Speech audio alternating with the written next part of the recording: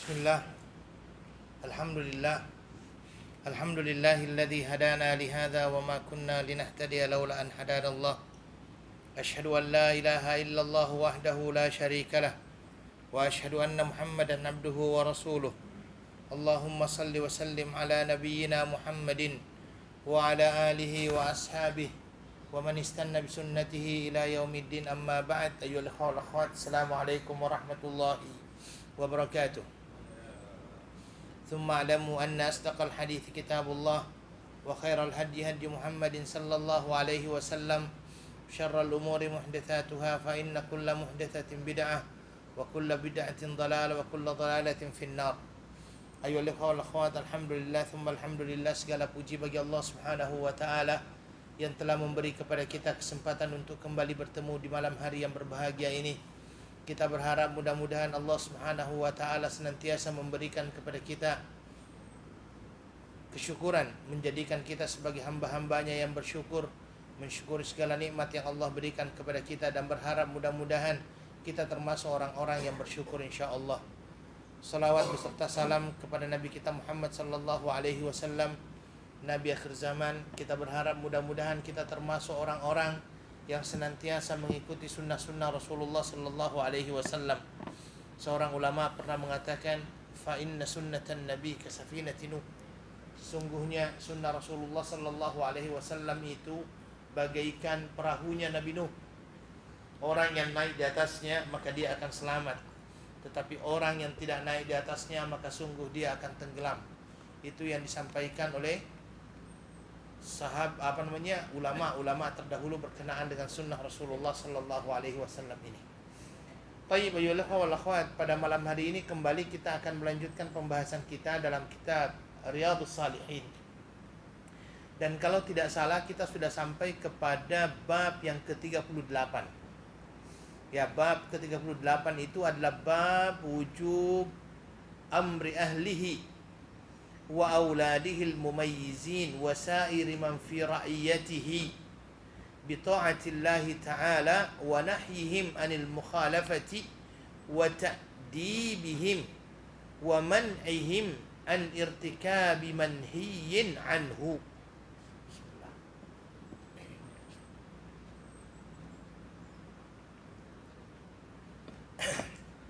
Bab kewajiban kepala rumah tangga untuk memerintahkan keluarga dan anak-anak yang sudah mumayyiz. Yang dimaksud dengan sudah mumayyiz di sini adalah anak-anak yang sudah mampu untuk membezakan mana yang baik, mana yang buruk. Ya, walaupun dia belum masuk dalam kategori balik. Ya, karena balik itu biasanya ditandai dengan 3 hal untuk lelaki. Yang pertama mimpi basah, kemudian yang kedua, mohon maaf, tumbuhnya bulu-bulu di sekitar kemaluan. Kalau seandainya 2 itu tidak nampak, maka kita akan hadkan umurnya 15 tahun. Ya, 15 tahun itu adalah batas maksimal seseorang itu dikatakan sebagai orang yang sudah balik. Tetapi mumayyiz itu bukan hanya balik. Mumayyiz itu adalah anak yang sudah membezakan, yang mampu membezakan mana yang boleh, mana yang tidak boleh. Anak-anak yang sudah mampu membezakan angka-angka itu biasanya masuk dalam kategori mumayyiz sudah. Kalau seandainya ada anak yang sudah bisa membezakan ini $1, ini $2, ini $5, ini $10, ini sudah mumayyiz itu. Ya, itu sudah mumayyiz, dia sudah mampu untuk membeza-bezakan. Oke? Wasairi man fi ra'iyatihi, dan semua orang yang berada di dalam tanggung jawabnya, penjagaannya. Ya. Yang dimaksud dengan yang berada di dalam penjagaannya ini semua orang yang tinggal di rumahnya, istrinya, anaknya, mungkin pakciknya, makciknya. Ya, ini semuanya dia bertanggung jawab untuk itu. Fi bita'atillah, yaitu untuk taat kepada Allah Subhanahu wa taala, wa nahyihim anil mukhalafah, dan melarang mereka daripada menyalahi ataupun berbeza, ya, ataupun melanggar apa yang telah diajarkan oleh Rasulullah sallallahu alaihi wasallam. Wa ta'dibuhum, kewajiban mereka pula untuk mendidik dan melarang mereka untuk melakukan perbuatan-perbuatan yang dilarang oleh agama. Baik, di dalam bab ini al-muallif rahimahullah membawakan 2 ayat. Yang pertama adalah wa'mur ahlaka bis salati wastabir 'alaiha. Wa'mur ahlaka bis-salati wastabir 'alaiha. Dan perintahkanlah kepada keluargamu mendirikan salat dan bersabarlah kamu dalam mengerjakannya. Juga di dalam firman Allah, ya ayyuhalladzina amanu qu anfusakum wa ahlikum nara. Wahai orang-orang yang beriman, jagalah dirimu dan keluargamu dari api neraka. Kemudian setelah itu membawakan satu hadis dari Nabi sallallahu alaihi wasallam dari Abi Hurairah radhiyallahu an, dari Nabi sallallahu alaihi wasallam, dari Abi Hurairah, dia menceritakan akhadha Al-Hasan bin Ali radhiyallahu anhuma tamratan. Pernah satu hari Al-Hasan bin Ali radhiyallahu anhuma, yaitu cucu daripada Rasulullah sallallahu alaihi wasallam, mengambil satu biji korma. Ya, faja'alaha fihi. Kemudian setelah itu Al-Hasan bin Ali ini memasukkan kurma yang satu biji itu ke mulutnya. Maka Nabi sallallahu alaihi wasallam berkata, kakhin. Kakhin itu artinya apa? Buang, ya, keluarkan, yaitu kah. Jadi seperti itu. Kemudian Nabi sallallahu alaihi wasallam mengatakan, irmi biha, buang. Amma alimta anna la na'kulu sadaqata? Apakah dia tidak tahu bahwa sesungguhnya kita ini keluarga Nabi tidak memakan sedekah, ya, tidak memakan barang atau harta sedekah. Wa fi riwayatin la tahillu lana sadaqah, dalam riwayat yang lainnya dikatakan tidak halal bagi kita yang namanya sedekah. Wa qauluhu kah, dan perkataan Nabi kah yuqalu bi iskanil kha, dalam pembacaannya itu dengan menjadikan kha-nya sukun, jadi kah. Wa yuqalu bi kasriha ma'at tanwin, ataupun boleh juga harokatnya kasrah dan ditanwinkan, jadi bisa dibaca kah, boleh dibaca juga kakhin, ya, kakhin. Wahia kalimatul zajr, ini adalah merupakan sebuah kata yang larangan yang biasanya disampaikan kepada anak kecil untuk menghindarkan dari dia hal-hal yang kotor, ya. Jadi kalau ada anak yang makan yang kotor-kotor itu, biasanya orang Arab itu mengatakan kah atau kakhin, yang menyuruhnya untuk mengeluarkan barang yang kotor tersebut agar dibuang, ya. Dan dikatakan bahwa Al-Hasan bin Ali pada saat dia memakan kurma tersebut itu pada waktu beliau masih sabi, kecil. Tayyib, ayyuhal ikhwah wal akhwat. Al-Muallif rahimahullah membawakan bab ini setelah beliau rahimahullah memasukkannya bercerita berkenaan dengan masalah kewajiban seorang kepala rumah tangga terhadap keluarganya. Di bab-bab sebelumnya itu sudah dijelaskan tentang kewajiban seorang kepala rumah tangga berkenaan dengan keluarganya untuk menyiapkan yang namanya perkara-perkara yang berhubungan dengan lahiriahnya. Yang berhubungan dengan lahiriah ini apa saja? Untuk berkenaan dengan makanan tubuhnya, makanan yang baik, minuman yang baik, ada lagi halal, makanan yang halal dan baik, minuman yang halal dan baik, tempat tinggal, kemudian setelah itu adalah pakaian. Ini semuanya, ya, telah diterangkan di sebelumnya berkenaan dengan tanggung jawab seorang kepala rumah tangga berkenaan dengan kewajiban dia untuk menyiapkan ini semuanya. Kemudian setelah itu Allah Subhanahu wa taala menyampaikan di dalam bab ini berkenaan dengan keperluan anak, bukan hanya secara yang nampak, tetapi juga keperluan anak dari sisi rohani, keperluan anak berkenaan dengan pendidikan agama, keperluan anak berkenaan dengan agama itu sendiri. Itu diterangkan pada bab ini. Dan ayyuhal ikhwah wal akhwat, ini adalah merupakan kewajiban seorang ayah untuk memberikan asupan-asupan gizi dalam ruh anak tersebut dalam bentuk ajaran-ajaran agama. Karena itu, ayyuhal ikhwah, ini adalah bab yang khusus menerangkan masalah itu. Dan hal yang terpenting untuk kita ajarkan kepada anak-anak kita sejak dia kecil lagi adalah apa? Masalah salat. Masalah salat. Karena itu Allah Subhanahu wa taala jelaskan di dalam ayat ini untuk berkenaan dengan salat. Allah Subhanahu wa taala perintahkan kepada Nabi-Nya Muhammad sallallahu alaihi wasallam dengan kata wa'mur ahlaka bis-salati wastabir 'alaiha la nas'aluka rizqan nahnu narzuquk wal 'aqibatu lit-taqwa. Di sini Allah Subhanahu wa taala menyatakan kepada Nabi-Nya Muhammad sallallahu alaihi wasallam, perintahkan kepada keluargamu untuk melaksanakan salat. wastabir 'alaiha, dan bersabarlah ketika engkau memerintahkan mereka salat, dalam menjalankan salat tersebut. La nas'aluka rizqan nahnu narzuquk. Kami tidak meminta dari kamu rezeki. Kamilah yang akan memberikan kepada kalian rezeki. Wal 'aqibatu littaqwa, dan penghabisan yang terbaik bagi orang-orang yang bertakwa. Ya. Yang dimaksud dengan keluarga di sini ayyuhal ikhwah wal akhwat adalah semua orang yang berada di dalam rumah. Istri, anak lelaki, anak wanita, pakcik, makcik, ibu, semua orang yang berada di dalam rumah kita. Kita perlu untuk memerintahkan mereka untuk menjaga sholatnya. Kita perlu untuk memerintahkan kepada mereka untuk melaksanakan sholat. Kemudian setelah itu Allah Subhanahu wa ta'ala memerintahkan kita untuk bersabar dengan itu semuanya.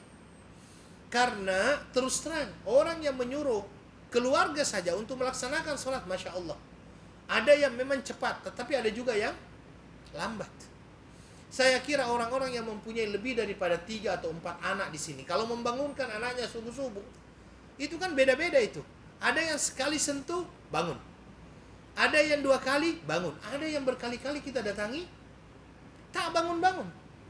Makanya di dalam ayat ini, Allah Subhanahu wa ta'ala menyuruh kita, wa'mur ahlaka bis-salah. Sampaikan kepada keluargamu untuk mendirikan salat. Tetapi di dalam engkau menyuruh tersebut, otomatis banyak cabaran yang engkau akan hadapi. Memerintahkan orang lain untuk melaksanakan sholat jauh lebih mudah daripada memerintahkan keluarga kita sendiri untuk melaksanakan sholat. Biasanya seperti itu. Memerintahkan anak orang lain untuk melaksanakan sholat biasanya lebih mudah daripada memerintahkan anak sendiri untuk melaksanakan sholat. Makanya di dalam ayat ini Allah Subhanahu wa ta'ala menyatakan, wa'mur ahlaka bis-salah. Sampaikan kepada keluargamu, perintahkan kepada keluargamu untuk melaksanakan sholat. Tetapi ingat, di dalam engkau memerintahkan tersebut, engkau harus bersabar. Engkau harus bersabar. Ya. Wastabir 'alaiha. Engkau harus bersabar. La nas'aluka rizqan nahnu narzukuk.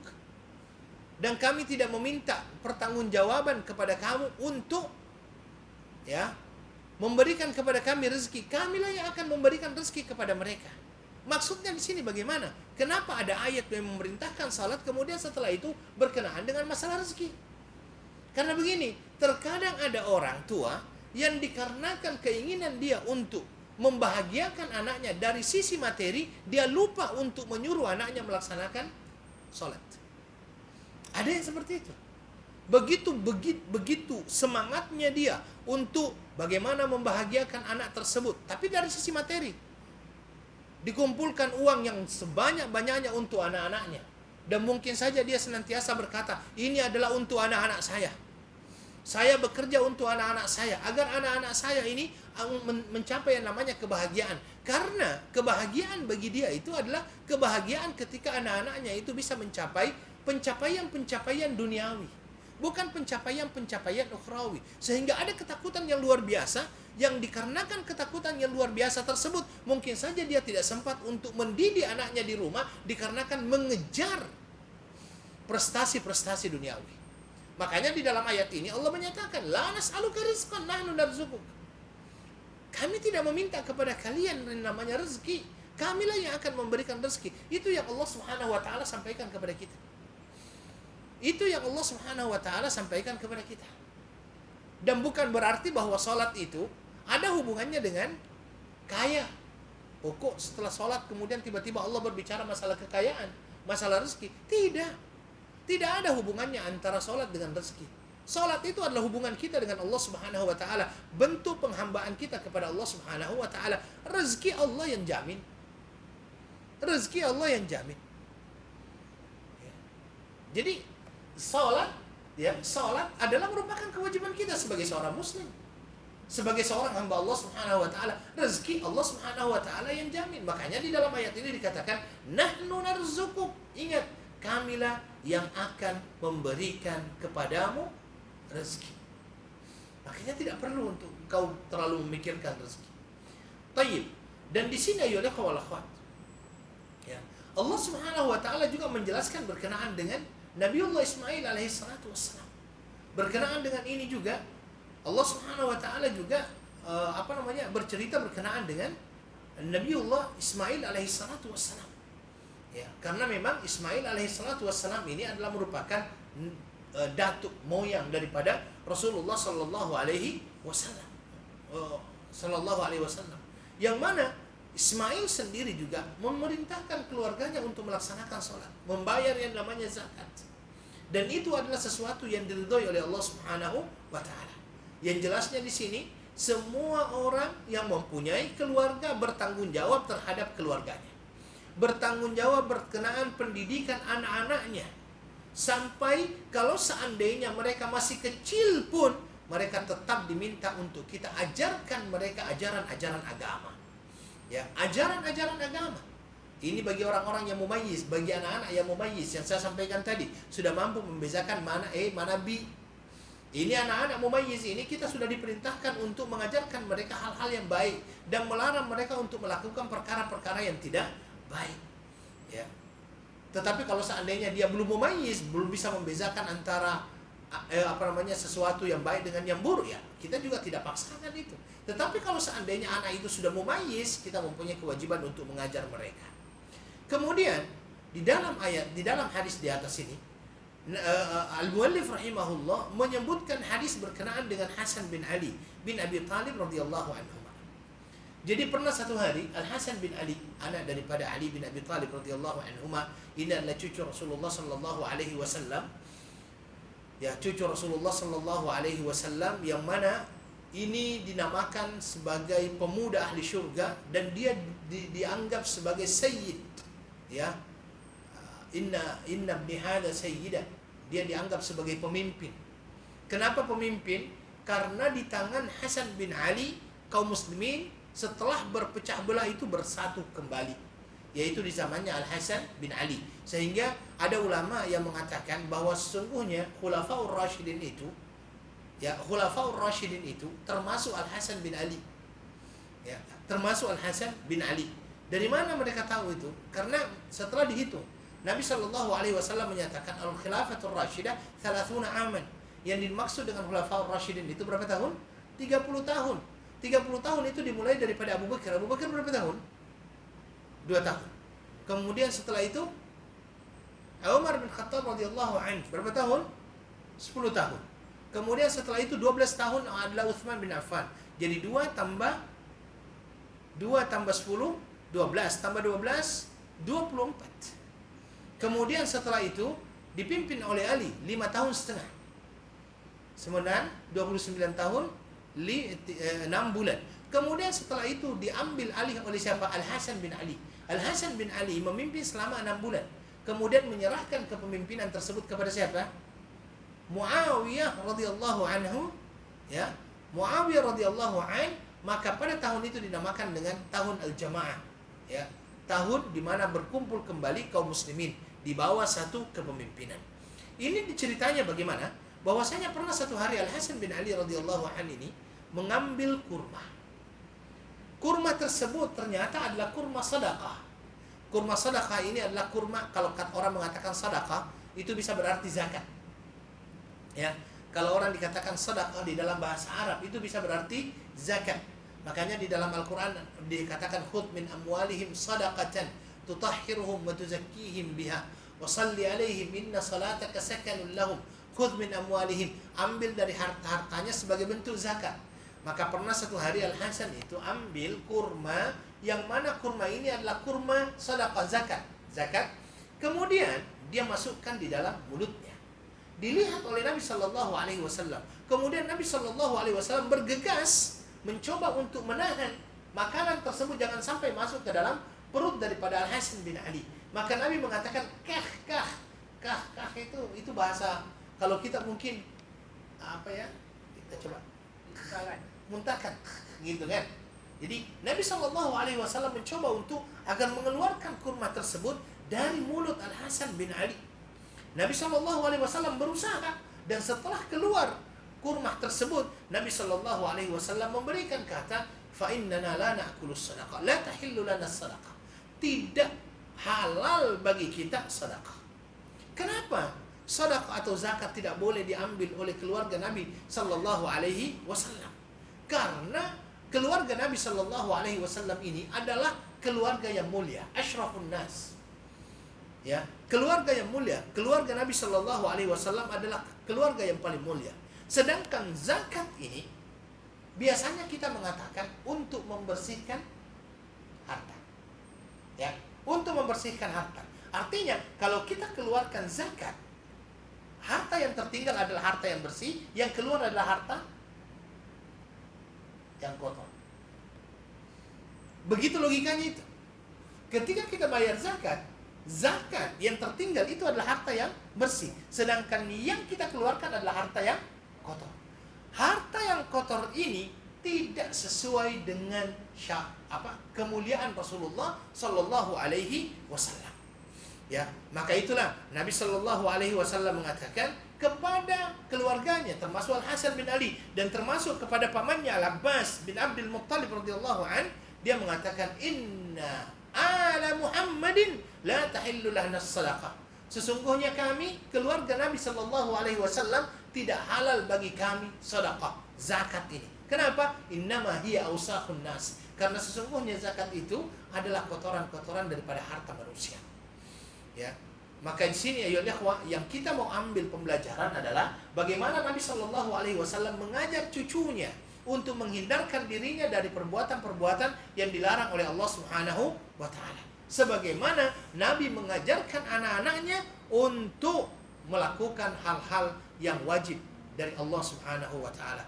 Dan mudah-mudahan kita termasuk orang-orang yang dimudahkan untuk mengajar anak-anak kita bagaimana untuk mentaati perintah Allah Subhanahu wa taala, menjauhkan dirinya dari perkara-perkara yang dilarang oleh Allah Subhanahu wa taala.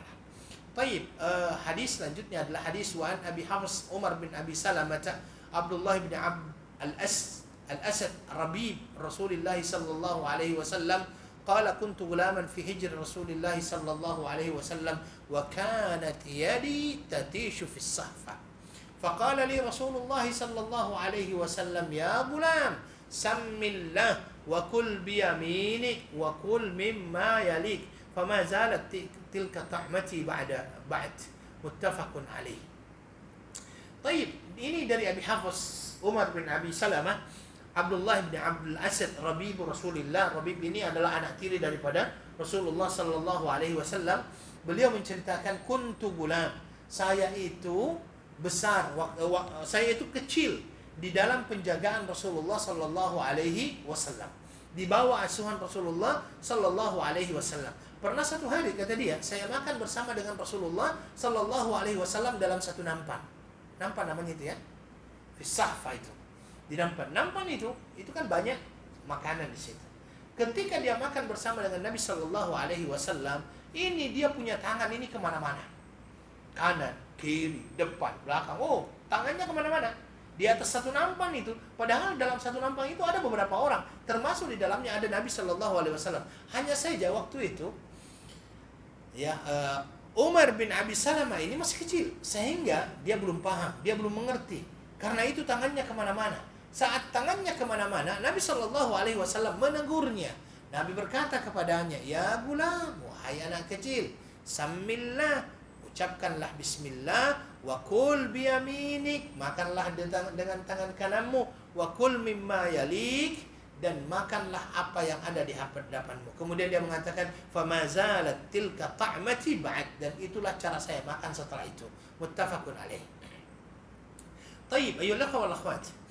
Di sini al-muallif rahimahullah menjelaskan ataupun membawakan hadis dari Umar bin Abi Salamah radhiyallahu an, dan dia adalah asuhan Nabi sallallahu alaihi wasallam karena dia menikah dengan Ummi Salamah dan anak ini sudah ada. Maka ini adalah anak asuhan Rasulullah, anak tirinya Nabi sallallahu alaihi wasallam. Nabi sallallahu alaihi wasallam dengan dia pernah makan bersama, ya. Kemudian Umar bin Abi Salamah pada saat itu tangannya kemana-mana. Di dalam satu nampang itu tangannya kemana-mana.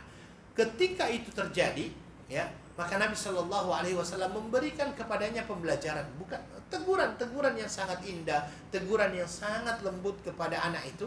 Nabi mengatakan apa? Ya gulam, sammillah, wa kul biyaminik, wa kul mimma yalik. Ini adalah 3 adab, ya, 3 adab yang diajarkan oleh Nabi Shallallahu Alaihi Wasallam kepada anak kecil ini, Umar bin Abi Salamah. Adab apa itu? Adab ketika dia makan. Bagaimana adab ketika dia makan?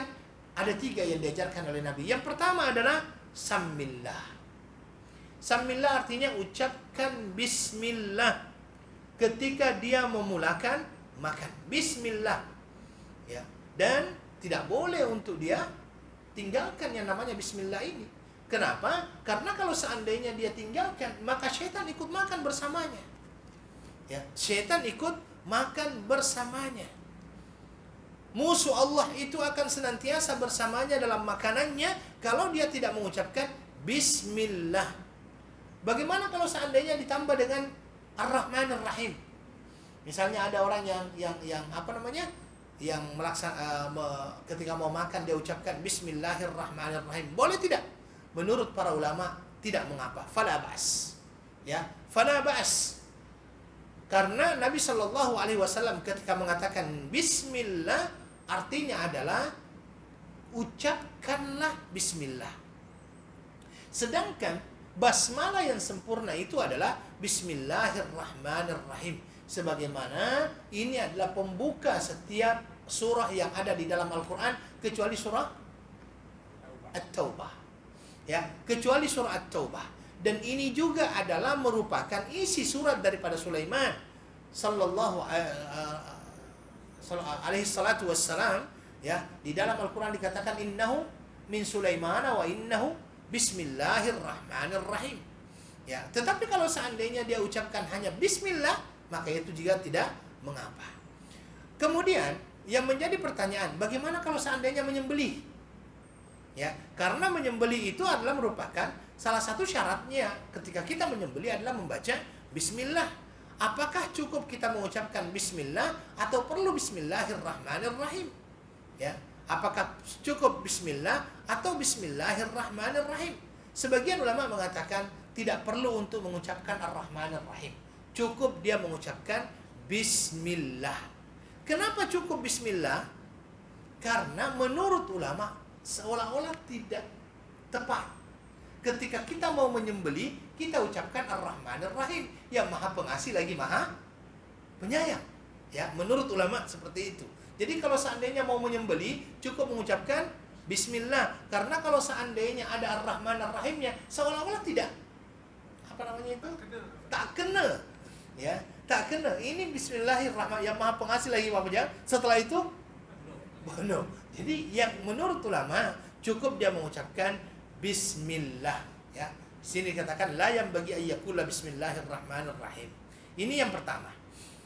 Yang kedua, adab yang kedua di sini adalah kul biyaminik, makanlah dengan tangan kananmu. Ini ada perintah dari Allah Subhanahu wa taala untuk makan dengan tangan kanan melalui Nabi sallallahu alaihi wasallam, dan perintah di sini mengandungi makna kewajiban. Artinya, dia wajib untuk makan dengan tangan kanannya, juga minum dengan tangan kanannya, karena Nabi Shallallahu Alaihi Wasallam melarang seseorang untuk makan dan minum dengan tangan kiri. Nabi Shallallahu Alaihi Wasallam di dalam sebuah hadis mengatakan, "Idza akala ahadukum falyakul biyaminihi, wa idza shariba falyashrab biyaminihi, fa inna asyaitana ya'kulu wa yashrabu bishimalihi." Kalau seandainya kalian makan, makanlah dengan tangan kanan. Kalau seandainya kalian minum, minumlah dengan tangan kanan. Karena sesungguhnya syaitan itu makan dan minum dengan tangan kirinya. Dan kita dilarang untuk ikut jejaknya syaitan. Di dalam Al-Quran Allah Subhanahu wa taala nyatakan, "Ya ayyuhalladzina amanu la tattabi'u khutuwatis syaitan." Khutuwatis syaitan. "Wa may yattabi' khutuwatis syaitan fa innahu ya'muru bil fahsya'i wal munkar." Janganlah kalian mengikuti jejak langkah syaitan. Karena sesungguhnya orang yang mengikuti langkah syaitan, ingatlah syaitan itu senantiasa memerintahkan untuk melakukan perbuatan keji dan mungkar. Maka itulah ayyuhal akhwat, berkenaan dengan wajibnya makan dan minum dengan tangan kanan, para ulama walaupun berbeda pendapat berkenaan dengan masalah hukumnya, bagi saya pribadi yang paling rajih di dalam masalah makan dan minum dengan tangan kanan ini, hukumnya adalah wajib. Dan minum dengan tangan kiri, makan dengan tangan kiri, hukumnya adalah haram. Kenapa? Karena makan dan minum dengan tangan kiri ini adalah merupakan petunjuk syaitan. Petunjuk syaitan. Dan kita diminta oleh Allah untuk senantiasa menyelisihi syaitan. Tayyib, terkadang kita lihat, ya, ada orang yang kalau seandainya makan, dia makan dengan tangan. Sehingga tangannya ini kotor. Ketika misalnya dia akan minum, dia akhirnya minum dengan tangan kiri. Kenapa dia dengan tangan kiri? Ketika ditanya, kenapa minum dengan tangan kiri? Kotor tangan saya. Biarkan kotor. Biarkan kotor. Karena yang diperintahkan oleh Allah Subhanahu wa taala adalah makan dan minum dengan tangan kanan, bukan dengan tangan kiri. Kalau seandainya kotor, itu tidak bisa menjadi alasan untuk minum dengan tangan kiri. Yang diperbolehkan untuk minum dengan tangan kiri, kalau memang tangan kanan ini tidak mampu lagi untuk makan dan minum. Misalnya saja, mohon maaf, kalau seandainya ada kecacatan di dalam dirinya yang tidak mampu untuk dia lakukan itu, maka boleh dengan tangan kiri. Tetapi selama dia masih mempunyai tangan kanan, silahkan dengan tangan kanannya. Atau mungkin saja kalau seandainya memang tangan kanan ini kotor, mungkin pegang bagian bawahnya, kemudian setelah itu minum, sehingga mungkin kita bisa minimalkan kotoran-kotoran yang ada di dalam di gelas ini misalnya. Ya. Daripada kita tetap minum dengan tangan kiri dan itu hukumnya adalah haram, kalau seandainya kita lakukan otomatis itu adalah berdosa. Otomatis kita lakukan itu adalah berdosa. Daripada seperti itu, ya enggak apa. Kenapa? Tidak ada larangan kita minum dengan tangan yang kotor. Enggak ada kan? Ada larangan kita minum dengan tangan kotor? Tidak ada. Makanya silakan lanjutkan. Biarkan tangan ini kotor, yang penting kita sesuai dengan petunjuk Rasulullah sallallahu alaihi wasallam. Ya. Kemudian yang ketiga, ya wal khawat, wa kul mimma yalik. Makan apa yang ada di hadapanmu. Ini dalam situasi kalau satu nampan tersebut sudah dibagi, ada 4 orang misalnya. Dalam satu nampan itu sudah ada. Jadi setiap di depan orang itu sudah ada misalnya ayam, apalagi tempe, tahu. Setiap itu ada. Jadi kalau 4 orang satu nampan, 4 potong ayam, 4 tahu, 4 tempe, 4 telur. Nah, kalau sudah seperti itu, ya jangan kemana-mana. Tetapi kalau seandainya saya makan dengan misalnya Pak Sukiman, di tempatnya Pak Sukiman daging, di depan saya hanya tempe, ya tidak mengapa karena memang berbeda. Pak Sukiman ambil punya saya ambil punya Pak Sukiman, tidak mengapa. Karena memang berbeda-beda. Tetapi kalau seandainya sudah ada di depan kita, di depan dia juga sudah ada, ya punya dia jangan diambil. Nah, ini yang dikatakan oleh Nabi Shallallahu Alaihi Wasallam, wakul mimma yalik, ya, wakul mimma yalik. Sebenarnya inti daripada hadis ini adalah bagaimana Nabi Shallallahu Alaihi Wasallam mengajar anak tersebut untuk mengikuti adab-adab nabawi yang diajarkan oleh Nabi Shallallahu Alaihi Wasallam di dalam masalah makan dan minum. Dan di sini ayolah wal akhwat, kita lihat bagaimana akhlak Rasulullah Sallallahu Alaihi Wasallam di dalam mengajar anak tersebut. Dia tidak marah-marah terhadap anak itu. Dia tidak marah-marah. Tetapi Nabi Sallallahu Alaihi Wasallam ketika dia melihat anak tersebut, dia melakukan pengajaran, bimbingan terhadap anak itu dengan penuh kelemah lembutan. Itu bisa kita lihat karena dia memanggil anak itu dengan kata-kata ya gulam, wahai anak kecil, ya, samillah wa kul biyaminik.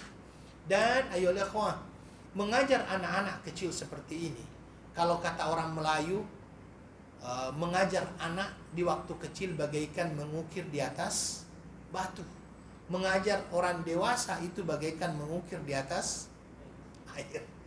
Sedikit cepat sekali hilang gitu kan. Makanya di sini Nabi Shallallahu Alaihi Wasallam mengajar anaknya itu mulai kecil, cucunya, anak tirinya itu mulai kecil, diajarkan karena itu yang akan senantiasa teringat dia. Kalau seandainya kita sudah memasukkan nilai-nilai sejak dia kecil, insya Allah sampai besar dia akan ingat nilai-nilai itu.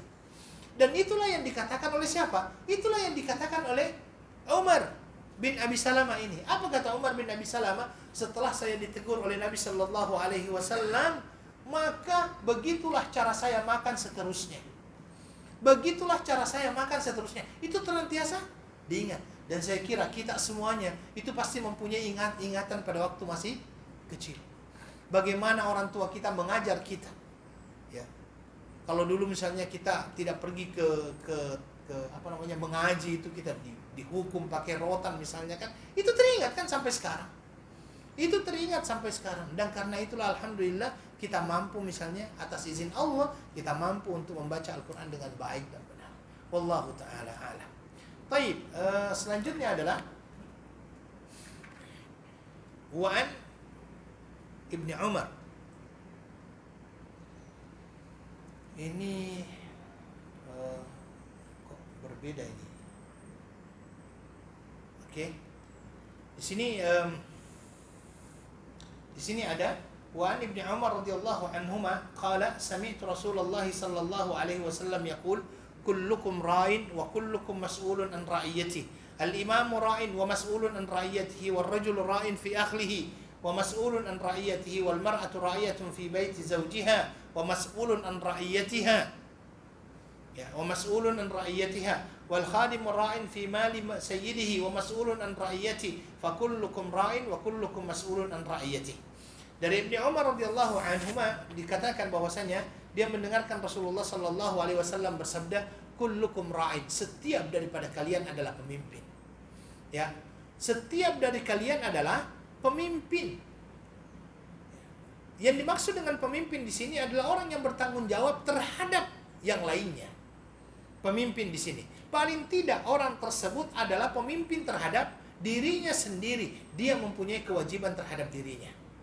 Agar bagaimana dirinya ini senantiasa termotivasi untuk melakukan yang namanya ibadah, menghindarkan dirinya dari perkara-perkara yang dilarang oleh Allah Subhanahu wa taala. Dan setiap apa yang ada di dalam kepemimpinan itu akan dipertanyakan oleh Allah Subhanahu wa taala. Makanya di sini dikatakan kullukum ra'in wa kullukum mas'ulun an ra'iyati. Setiap dari kalian adalah pemimpin yang akan dimintai pertanggungjawaban terhadap apa dan siapa yang dipimpinnya. Apa dan siapa yang dipimpinnya. Seorang laki-laki bertanggung jawab terhadap keluarganya dan akan dipertanyakan pada hari kiamat berkenaan dengan keluarganya. Akan dipertanyakan lahir dan batinnya. Kalau yang lahiriahnya kemarin kan kita sudah jelaskan. Makanannya tercukup tidak, minumannya ada tidak, pakaiannya oke tidak. Ya, makanya jangan sampai kita senantiasa berpikiran, oh anak kita sudah besar, kita sudah bebas tanggung jawab. Tidak. Ya, tidak. Selama ia berada di dalam rumah kita, kita masih bertanggung jawab terhadap dia. Ya. Selama dia belum menikah misalnya, selama itu dia menjadi tanggung jawab kita. Ketika dia mau keluar rumah, kita mempunyai tanggung jawab terhadap dia. Ya. Anak wanita kita misalnya ketika dia akan keluar dari rumah kita dalam keadaan misalnya dia tidak memakai pakaian yang semestinya, sampaikan. Kita mempunyai tanggung jawab dan kita akan dipertanyakan oleh Allah Subhanahu wa taala pada hari kiamat berkenaan dengan dia kalau seandainya kita diamkan. Ya. Begitu juga dengan seorang istri, ra'iyatun fi baiti zawjiha, dia adalah pemimpin di rumah keluarganya. Begitu juga dengan seorang pembantu, dia akan bertanggung jawab berkenaan dengan harta tuannya. Dan semua daripada kita akan dimintai pertanggungjawaban berkenaan siapa yang kita pimpin. Kemudian ayolah akhwat, hadis selanjutnya adalah dari Amr bin Shu'aib an abihi an jaddihi radhiyallahu anhu qala Rasulullah sallallahu alaihi wasallam. Ya, dari Amr bin Shu'aib, dari ayahnya, dari datuknya radhiyallahu anhu, Nabi sallallahu alaihi wasallam bersabda, "Muru auladakum bis salati fi wa hum abna'u 7 sinin. Wadribuhum 'alayha wa hum abna'u 10. Wa farriqu bainahum fil madaji'." Haditsun hasan rawahu Abu Daud bi isnadin hasan. Wa an Nabi Thurayyah Sabrah bin Ma'bad al-Juhani radhiyallahu anhu qala Rasulullah sallallahu alaihi wasallam, علموا الصبي الصلاة ل7 سنين واضربوه عليها ابن 10 سنين. حديث حسن رواه أبو داود الترمذي وقال حديث حسن. ولفظ أبي داود مروا الصبي بالصلاة إذا بلغ 7 سنين.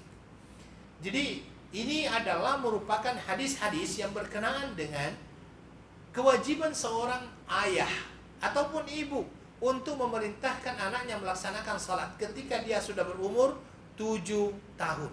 Nabi Shallallahu Alaihi Wasallam menjelaskan di sini bahwasanya kita perlu untuk mengajarkan mereka melaksanakan salat, memerintahkan mereka untuk melaksanakan salat ya di awal umur 7 tahun. Tapi sebenarnya ini sudah maksimal ini. Kalau bisa anak itu diajarkan dibawa ke masjid itu umur-umur 5 tahun, 3 tahun itu bawa aja. Bawa dia ke masjid, perkenalkan dia dengan masjid. Ya, perkenalkan dia ke masjid sebagaimana kita perkenalkan dia kepada mall. Kalau biasanya kan kita mempunyai jadwal khusus itu. Hari ini saya mau bawa anak-anak saya ke sini. Hari ini, wah, kita sudah mempunyai perancangan-perancangan itu. Makanya perancangan-perancangan duniawi jangan sampai lebih mendominasi daripada perancangan-perancangan ukhrawi. Bawa anak-anak itu, kenalkan dia kepada masjid. Kenalkan dia kepada masjid. Ini loh nak yang namanya masjid. Kalau seandainya dia lari kanan, lari kiri, itu adalah tabiat seorang anak. Itu adalah tabiat seorang anak. Kalau dia lari, yang masalah malah kalau seandainya anak-anak tidak main. Oh, itu berarti dia sakit itu. Ya. Atau masalahnya kalau orang dewasa yang main, nah ini masalah. Tetapi kalau anak-anak main, itu adalah fitrah anak-anak itu dia main. Kita nggak usah marah-marah. Kita nggak usah marah-marah. Karena jangan sampai teguran-teguran kita marah-marah dia. Kenapa? Oh, kamu. Akhirnya dia takut ke masjid. Karena dia takut ke masjid, dia takut untuk mendekat ke masjid. Otak anak tersebut senantiasa tersimpan filenya di dalam otaknya bahwa kalau seandainya dia mendekati masjid, dia akan dimarahi. Ketika dia mendekati masjid saja, dia akan dimarahi. Itu yang ada di dalam otak dia itu. Sehingga akhirnya dia jauh daripada masjid. Siapa yang salah? Kita juga. Karena itu, ayo akhwan. Sebenarnya ada beberapa cara. Dan Nabi Shallallahu Alaihi Wasallam, kalau kita lihat cara Nabi dalam mendidik Al Hasan wal Husain, apa yang terjadi? Dia kan sampai naik-naik ke badan Nabi Shallallahu Alaihi Wasallam. Ya kan? Nabi Shallallahu Alaihi Wasallam pernah dia itu sujud agak lama dikarenakan apa? Ada cucunya sama dia. Ada cucunya sama dia. Tidak mengapa. Perkenalkan anak-anak kita kepada yang dinamakan dengan sholat ini. Perkenalkan anak kita kepada yang namanya masjid. Buat dia kagum dengan masjid itu. Agar akhirnya hatinya itu tertambat dengan masjid. Itu yang kita inginkan. Ajak anak-anak kita. Ajak cucu kita. Kalau seandainya yang punya cucu. Ajak. Perkenalkan dia dengan masjid. Kalau seandainya waktu dalam keadaan mau sholat, dia sudah bisa berdiri, berdirikan dia di samping kita. Ini banyak juga yang tidak dipahami. Biasanya anak-anak itu disuruh ke belakang. Sudah ke belakang. Terus terang, belum ada dalilnya anak-anak itu dijadikan satu saf gitu kan. Kalau seandainya anak-anak dijadikan satu saf, itu adalah Anda harus siap menjadikan masjid itu sebagai tadika. Karena pasti mereka akan main-main, ketemu mereka itu. Anak kecil ketemu dengan anak kecil, ya main-main. Tapi coba berdirikan dia di samping Anda. Nah, kamu berdiri di sini, jangan kemana-mana ya. Kalau dia mau lari sedikit, nggak apa-apa dipegang. Pegang, lanjutkan lagi. Insya Allah dia tidak akan main-main itu. Tak akanlah dia akan main-main dengan orang tuanya kan waktu sholat. Ya, ini adalah perintah Nabi Sallallahu Alaihi Wasallam. Kalau seandainya sampai kepada umur 10 tahun, Nabi Sallallahu Alaihi Wasallam menyuruh kita untuk apa? Wadribuhum fi ashrin. Maka di sini ayolah wal akhwat, mohon maaf ya. Di dalam dunia pendidikan Islam ada hukuman. Dan salah satu hukumannya itu yang diajarkan oleh Nabi adalah memukul. Kan di dalam hadis ini kita mau membantah ini, kemudian kita mengatakan ini tidak manusiawi. Ada yang mau membantah hadis ini dan mengatakan bahwa memukul tidak manusiawi? Tidak. bahwa di dalam dunia pendidikan Islam dikenal yang namanya hukuman. Salah satu hukuman tersebut adalah memukul. Tetapi ingat, jangan pukulannya yang menjadi fokus. Tetapi yang perlu kita perhatikan adalah bagaimana cara kita memukul. Nabi kan sudah memberikan juga caranya. Apa kata Nabi? Darbatun ghairu mubarrih. Pukulan yang tidak membekas. Bukan pukulan dendam, tetapi pukulan kasih sayang. Ya, pukulan kasih sayang. Dulu waktu kita kecil kena rotan tidak? Saya kira kena rotan juga. Ya, kena rotan juga. Tetapi itu memang cara orang tua dahulu untuk mendidik kita. Karena memang terus terang banyak sekali teori-teori ilmu pendidikan sekarang yang bagi saya pribadi itu bertentangan dengan teori pendidikan dalam Islam. Contohnya misalnya, orang tua tidak boleh mengatakan jangan sama anak-anak. Oh, jangan bilang jangan karena itu adalah kalimat-kalimat negatif. Tetapi di dalam Al-Quran Allah mengajarkan kita untuk berkata kepada anak jangan. Di dalam Al-Quran surah Luqman, Allah Subhanahu wa taala mengatakan la tusyrik billah.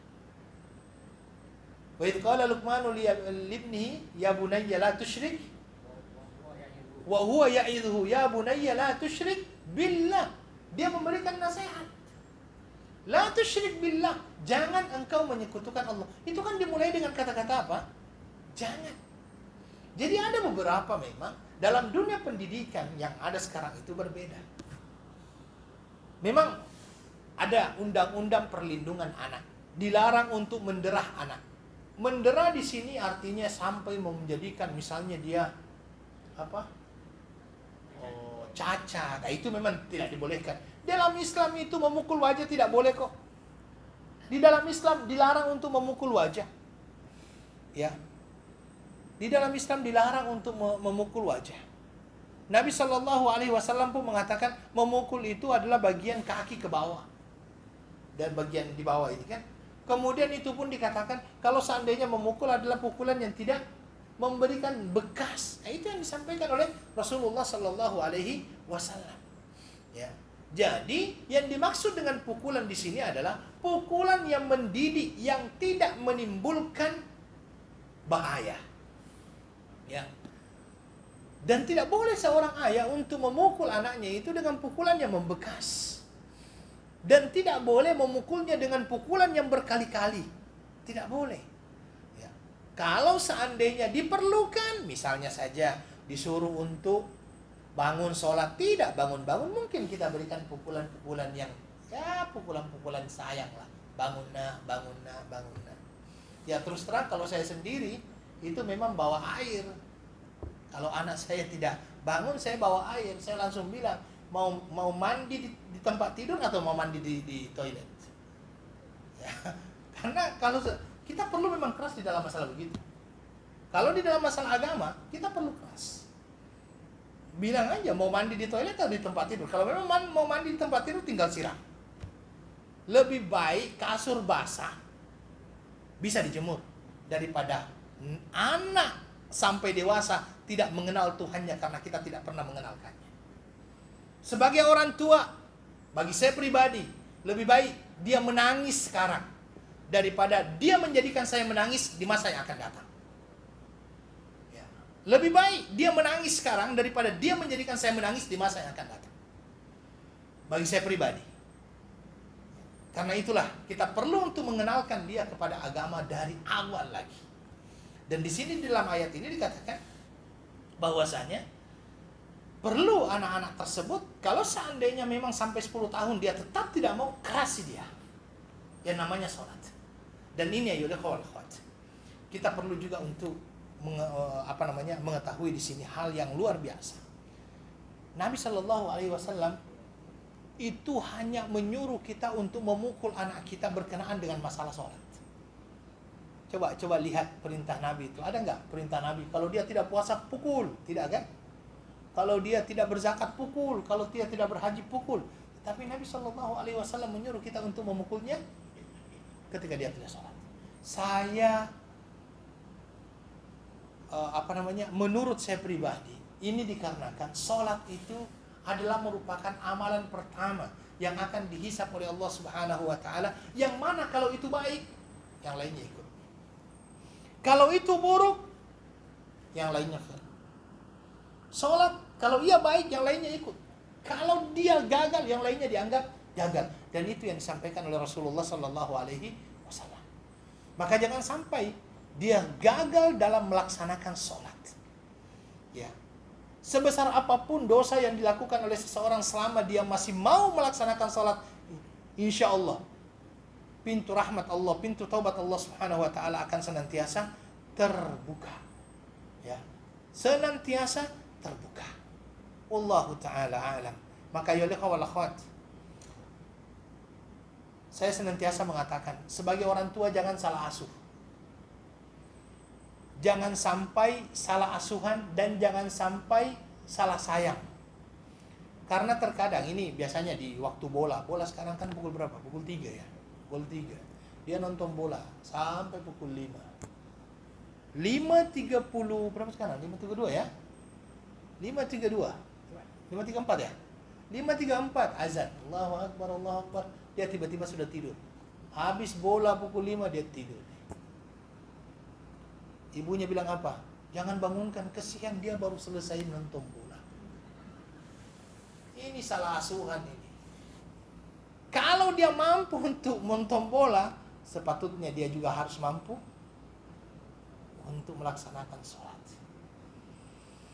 Ya, kalau ini gagal kita lakukan ini, jangan salahkan kalau seandainya di masa yang akan datang anak-anak seperti itu akan mencampakkan kita di jalan. Anak-anak seperti itu akan mencampakkan kita di rumah-rumah penitipan. Karena mereka memang tidak mempunyai tanggung jawab. Dikarenakan apa? Karena mereka tidak mempunyai rasa lagi sama orang tuanya. Tidak diperkenalkan kepada agama sejak mereka kecil. Dan ini akan menjadi sebuah problem sosial yang kita temui banyak di negara-negara yang mereka anggap dirinya sebagai negara maju. Perhatian orang tua terhadap anaknya yang tidak mendidiknya agama sejak dia kecil, sehingga anak tersebut dimanjakan dengan fasilitas-fasilitas duniawi, sampai pada akhirnya anak tersebut menjadi besar dengan fasilitas duniawi dan melupakan akhirat, dialah yang akan mencampakkan orang tuanya. Saya kira kan ada film itu, Anakku Sazali begitu. Apa? Kan seperti itu ceritanya itu.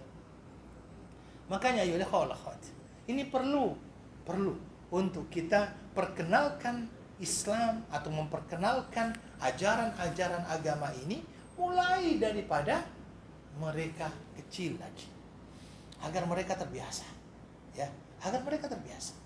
Wallahu taala alam. Baik, kita masuk kepada bab yang baru.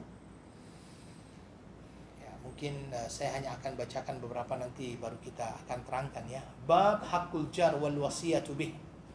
Bab berkenaan dengan hak tetangga dan berwasiat kepada tetangga. Qala Allah Ta'ala, Allah Subhanahu wa taala berfirman, wa'budullaha wa la tusyriku bihi syai'a wa bil walidaini ihsana wa bidzil qurba wal yatama wal masakin wal jari dzil qurba wal jaril junub was sahibi bil jambi wa ibnis sabil wa ma malakat aymanukum. Suratul Nisa.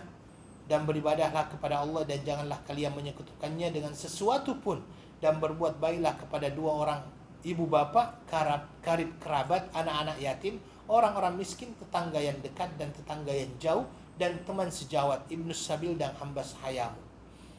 Dan di sini ada beberapa hadis dari Ibnu Umar dan Aisyah radhiyallahu anhuma qala Rasulullah sallallahu alaihi wasallam, ma zala Jibril yusini bil jari hatta dhanantu annahu sayuwarrithu, muttafaqun alaih. Dari Ibnu Umar wa Aisyah radhiyallahu anhuma, beliau keduanya berkata bahwasanya Rasulullah sallallahu alaihi wasallam bersabda, tiada henti-hentinya Jibril mewasiatkan kepadaku berkenaan dengan jiran, tetangga, sampai-sampai saya mengira kami akan mewarisinya, ya, memberikan warisan kepadanya. Kemudian di dalam hadis Abi Dzar radhiyallahu anhu qala Rasulullah sallallahu alaihi wasallam, idza tabakhta marqatan fa'akthir maha wa ta'ahad jiranak. Ya Abu Dzar, wahai Abu Dzar, kalau seandainya engkau sedang memasak, ya marakah itu masak daging yang ada kuahnya itu, fa'akthir ma'aha, kalau dagingnya sedikit perbanyak aja kuahnya, wa ta'ahad jiranak, engkau bagi-bagikan kepada jiranmu. Wa fi riwayatin an Abi Dzar, dan riwayat yang lain daripada Abi Dzar, beliau mengatakan inna khalili, sesungguhnya kekasihku sallallahu alaihi wasallam awsani, mewasiatkan kepadaku, idza tabakhta marakan, kalau seandainya engkau sedang memasak tabakh, marak itu adalah sup, seperti sup daging itu, fa'akthir ma'aha, perbanyak kuahnya, thumma anzur ahla baitin min jiranik, kemudian lihatlah ahlul bait daripada jiranmu, fa'asibhum minha bima'rufin, dan berikan kepadanya dengan cara yang baik. Kemudian dari Abi Hurairah radhiyallahu an, ya, bahwasanya dari Nabi sallallahu alaihi wasallam, wallahi la yu'min, wallahi la yu'min, wallahi la yu'min, qila ya Rasulullah, qala alladhi la ya'man jarahu bawa'iqahu, ya. Dari Abi Hurairah radhiyallahu an, dari Nabi sallallahu alaihi wasallam, tidak sempurna keimanan, tidak sempurna keimanan, tidak sempurna keimanan. Siapa mereka ya Rasulullah? Yang tidak bisa menjamin keselamatan dan tetangganya. Ini berkenaan dengan masalah jiran, jar. Ya, jadi jiran itu adalah orang-orang yang dekat dengan kita. Ya, kalau pendapatnya Imam Asy-Syafi'i, ya, sebagaimana dalam beberapa athar dikatakan bahwa yang masuk dalam kategori jiran itu adalah orang yang mempunyai rumah paling tidak 40 rumah daripada rumah kita. Kalau 40 rumah daripada rumah kita berarti 40 kanan, 40 kiri, 40 depan, 40 belakang. Kalau di Singapura 40 atas, 40 bawah. Kalau di Singapura begitu. Satu blok akhirnya kan. Ya. Itu yang kalau seandainya memang dikatakan bahwasanya 40 rumah. Walaupun sebagian ulama mengatakan tidak perlu 40 rumah, tetapi yang memang berdempetan. Kalau orang Indonesia mengatakan berdekatan sekali rumahnya dengan orang tersebut, maka itu adalah merupakan tetangga. Sebagian ulama mengatakan itu kembalinya kepada kebiasaan, adat istiadat. Kalau seandainya kebiasaan orang di Singapura yang dimaksud dengan jiran itu adalah satu rumah, itulah jiran itu. Tapi kalau 2 rumah, 3 rumah, itulah jiran. Itu menurut pendapat ulama. Insyaallah kita akan jelaskan ini pada 2 minggu yang akan datang insyaallah. Syukran jazakumullahu khairan. Saya akhiri dengan doa kafaratul majlis. Subhanakallahumma bihamdik, asyhadu an la ilaha illa anta, astaghfiruka wa atubu ilaik. Wa akhiru da'wana alhamdulillahi rabbil alamin. Assalamualaikum warahmatullahi wabarakatuh.